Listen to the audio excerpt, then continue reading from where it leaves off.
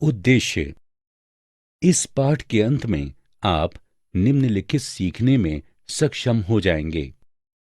अक्षांशीय जनसंख्या को परिभाषित करने में, जनसंख्या के महत्वपूर्ण तत्वों तथा इसके संगठन के मानदंडों की पहचान करने में, इस बात को समझ पाने में कि लिंगानुपात किस प्रकार समाज में महिलाओं की दशा को समझने के लिए महत्वपूर्ण है, जनसंख्या पिरामिडों का वर्गीकरण करने में।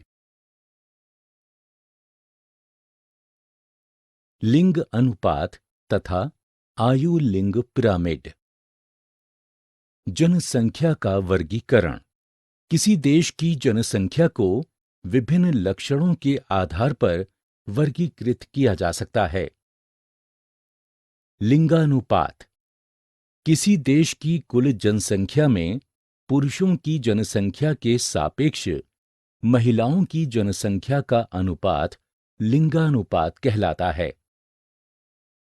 भारत में इसकी गणना प्रति 1000 पुरुषों पर महिलाओं की संख्या के रूप में की जा सकती है।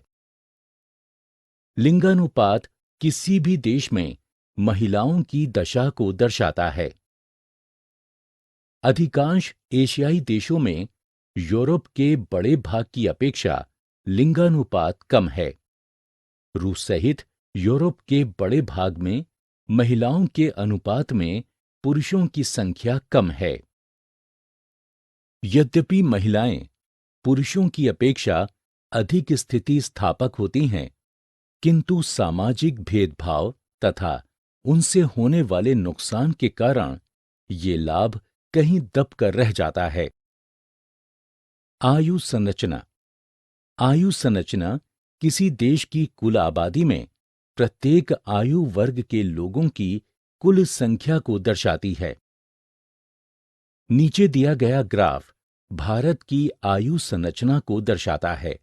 इसके अनुसार भारत में 15 से 59 वर्ष के लोग कार्यरत जनसंख्या वर्ग में आते हैं, जबकि 60 वर्ष की आयु के व्यक्ति वृद्धावस्था तथा पर निर्भर जनसंख्या वर्ग में आते हैं।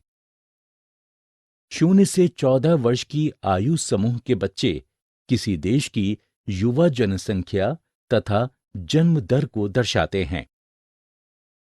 आयु लिंग पिरामिड। ये एक ग्राफ द्वारा प्रदर्शित किया जाता है जो किसी जनसंख्या में आयु तथा लिंग के विवरण को दर्शाता है। दिया गया ग्राफ भारत का आयु लिंग पिरामिड है। 3 प्रकार के जनसंख्या पिरामिड होते हैं: विस्तारितशील, स्थिर तथा ह्रासमान जनसंख्या पिरामिड। विस्तारशील जनसंख्या पिरामिड।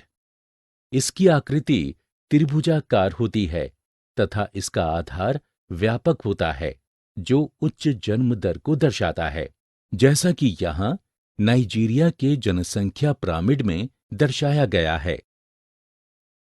नियत या स्थिर जनसंख्या पिरामिड। ग्रामीण नगरीय संगठन। ग्रामीण तथा शहरी जीवन शैली एक दूसरे से पूरी तरह अलग हैं, क्योंकि ग्रामीण लोग अधिकांश प्राथमिक क्रियाकलापों में, जबकि नगरीय जनसंख्या गैर प्राथमिक गतिविधियों में संलग्न है। 6 देशों का ग्रामीण नगरीय लिंग संगठन यहां दर्शाया गया है। इससे ये निष्कर्ष लगाया जा सकता है कि कनाडा तथा फिनलैंड, जिम्बाब्वे तथा नेपाल के ठीक विपरीत हैं। कनाडा तथा फिनलैंड में महिलाओं की जनसंख्या महिलाओं के लिए काम के अधिक अवसरों के कारण इस प्रकार की प्रवृत्ति को दर्शाती है। इससे ठीक विपरीत एशियाई नगरीय इलाकों में लिंगानुपात पुरुष प्रधान है। साक्षरता।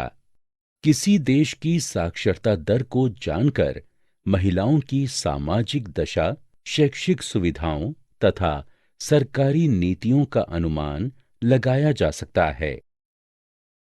व्यावसायिक संरचना।